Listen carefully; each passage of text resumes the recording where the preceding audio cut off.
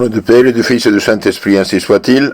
Mes bien chers frères et sœurs, neveux, nièces, cousins, amis, continuons notre réflexion, explication de la doctrine chrétienne, le catéchisme à l'usage de tous les diocèses de Belgique. Dans les causeries antérieures, nous avons analysé les questions 82 à 91. Je vais faire une répétition de ça rapidement et puis citer quelques réflexions du Saint Curé d'Ars qui nous parle de la passion de Jésus, de la souffrance de Jésus. Dans le catéchisme, on a la question 82 qui dit « Qu'est-ce que Jésus-Christ a souffert pour nous ?» Jésus-Christ a souffert pour nous la pauvreté, l'humiliation et la persécution. Au temps de sa passion, il a été arrêté, outragé, flagellé, couronné d'épines, condamné injustement, et finalement, il a reçu la peine maximum de son temps, la crucifixion, qui est terrible, c'est terrible, on meurt dans les douleurs atroces, asphyxiés. Où et quand Jésus-Christ est-il mort? Jésus-Christ est mort sur le calvaire près de Jérusalem le vendredi avant Pâques, qu'on appelle pour cette raison le vendredi saint. Pour qui Jésus-Christ a-t-il voulu, pour qui Jésus-Christ a-t-il voulu souffrir et mourir? Jésus-Christ a voulu souffrir et mourir pour le salut de tous les hommes et de chacun en particulier. Pourquoi? Et parce que il est le sauveur de l'humanité, il est le Fils de Dieu fait homme pour sauver tous les hommes. Et il a versé son sang pour chacun de nous. Maintenant, il faut appliquer ce salut, communiquer ce salut à chaque âme au moyen des saints sacrements. Le baptême, la confession, l'Eucharistie, le mariage, le pardon des péchés, les saintes huiles, le sacerdoce, etc. Et pour cela, il faut avoir les sacrements et non autre chose. Malheureusement, il y a des gens qui inventent des religions, qui inventent des soi-disant églises et qui falsifient le plan de Jésus. Et là, c'est très très grave. Donc, toutes ces sectes, nouvelles sectes protestantes, par exemple, eh bien, ils n'ont pas de sacrement, en fait. Ils croient en Jésus, à leur manière, contre le plan de Jésus. Mais Jésus a dit, celui qui ne mange pas ma chair, boit mon sang, ne voit pas mon sang, n'a pas la vie éternelle. Qu'est-ce que vous voulez? Dieu nous a fait avec un estomac, eh bien, pour vivre, nous devons absolument manger des choses naturelles, sinon on meurt. De la même manière, il a laissé le sacrement qui communique la grâce de notre Seigneur Jésus-Christ. Tous les hommes sont-ils donc sauvés? Non, tous les hommes ne seront pas sauvés, mais seulement ceux qui emploieront les moyens pour avoir part au mérite de la passion et de la mort de Jésus-Christ.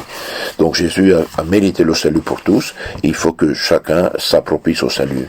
Par exemple, si vous avez une fontaine, une source d'eau potable, eh bien vous pouvez mourir de soif en vivant 10 mètres de la source d'eau, sinon n'allez pas prendre l'eau et boire l'eau. La même chose, il faut s'approprier les moyens que Jésus nous a donnés. Ce salut de Jésus arrive aux âmes au moyen des sacrements. Jésus-Christ a-t-il souffert, est-il mort comme Dieu ou comme homme? Jésus-Christ a souffert et il est mort comme homme, car comme Dieu, il ne pouvait ni souffrir ni mourir. Mais la moindre souffrance de sa part avait une valeur infinie parce qu'il est une personne divine. Tout ce que fait Jésus, dans son humanité s'attribue à sa divinité, pour cela a une valeur infinie. Pourquoi Jésus-Christ a-t-il voulu endurer tant de souffrances et subir une mort si ignominieuse? Jésus-Christ a voulu endurer tant de souffrances et subir une mort ignominieuse pour donner une satisfaction surabondante à la justice divine, pour nous témoigner davantage son immense amour, pour mieux nous faire comprendre la malice du péché, pour nous apprendre à supporter vaillamment les peines et souffrances de cette vie. Pour cela, nous aussi, quand nous souffrons, nous souffrons en état de grâce, eh bien, nous participons aux souffrances de Jésus et nous avons des bénédictions et des mérites. Pourquoi appelons-nous Jésus-Christ notre Rédempteur, notre Sauveur? Nous appelons Jésus-Christ notre Rédempteur parce que, par sa passion et sa mort, il a satisfait la justice divine pour tous nos péchés et nous a délivrés ainsi de la domination du démon et de la mort éternelle.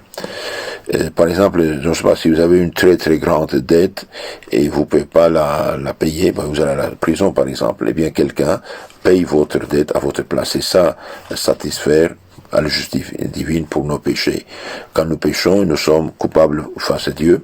Eh bien, Jésus a souffert pour payer la dette de nos péchés. L'homme peut pécher, mais il ne peut pas réparer le péché. Par exemple, je ne sais pas, une personne demi-fou, folle, détruit un tableau qui vaut 500 millions d'euros ou de dollars. Bon, ok, il peut le détruire, mais il ne peut pas le payer, il ne peut pas le construire, etc. Donc, quelqu'un fou, il peut tuer quelqu'un, mais il ne peut pas le ressusciter. Donc, l'homme peut pécher, c'est comme se jeter dans un puits profond, se rompre la colonne vertébrale, les mains et les pieds. Il peut se jeter, mais il ne peut pas sortir de là. C'est ça le péché. Quand on offense Dieu, eh bien, on se sépare de Dieu, en fait. Et c'est impossible que l'homme puisse réparer son péché. Pour cela, Jésus, Dieu fait homme, par charité, par miséricorde, a voulu satisfaire pour nos péchés et donc nous délivrer de la domination du démon et de la mort. En effet, le péché fait l'homme esclave du démon. Qu'est-ce que le mystère de la rédemption? Le mystère de la rédemption est le mystère de Jésus-Christ mort sur la croix pour racheter tous les hommes. Pourquoi appelons Jésus-Christ notre Sauveur? Nous appelons Jésus-Christ notre Sauveur parce que par sa passion et sa mort, il nous a mérité la vie de la grâce et le salut éternel. Et parce que par son action continuelle dans notre âme, il nourrit, soutient cette vie en nous. Donc Jésus a mérité le salut, comme j'ai dit, et ce salut arrive à nos âmes dans l'Église au moyen des saints sacrements. Des saints sacrements et non d'autre manière. Et tous ceux qui font des religions, soi-disant des religions, et parlons de Dieu sans être envoyés par Dieu, eh bien ils font de gros péchés, Et malheureusement le diable pousse dans ce sens pour paralyser les consciences au nom de Dieu. Pourquoi appelons-nous Jésus-Christ notre Seigneur et Roi? Nous appelons Jésus-Christ notre Roi et notre Seigneur parce qu'il est le Maître souverain de tous les hommes qu'il a créés et sauvés. C'est ça qu'ils disent le catéchisme. Maintenant, voyez un petit peu quelques réflexions du Saint Curé d'Ars au sujet de l'amour de Jésus-Christ pour nous, de la passion de Jésus-Christ pour nous sauver. Saint Curé d'Ars dit Jésus aurait pu sauver le monde rien qu'en baissant les yeux devant son Père. Il a voulu être l'homme des douleurs, de toutes les douleurs, souffrir pour nous montrer ce que vont souffrir les condamnés dans l'enfer.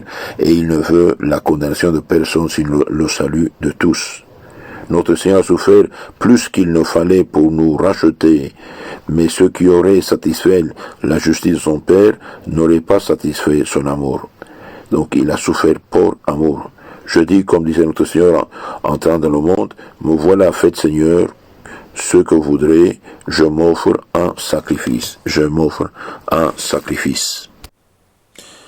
Saint Curé d'Ars continue en disant, méditons souvent, dit Saint Curé d'Ars, méditons souvent au pied de la croix l'énormité du péché qui a fait mourir notre Seigneur Jésus-Christ.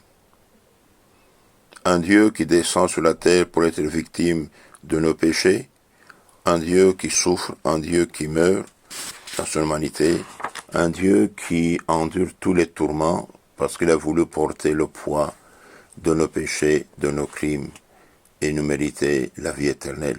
On doit être reconnaissant avec lui. Le même Saint Curé d'Ars dit, il est mort, Jésus est mort pour tous, il nous attend tous au ciel. Il est mort pour tous, il attend tous au ciel.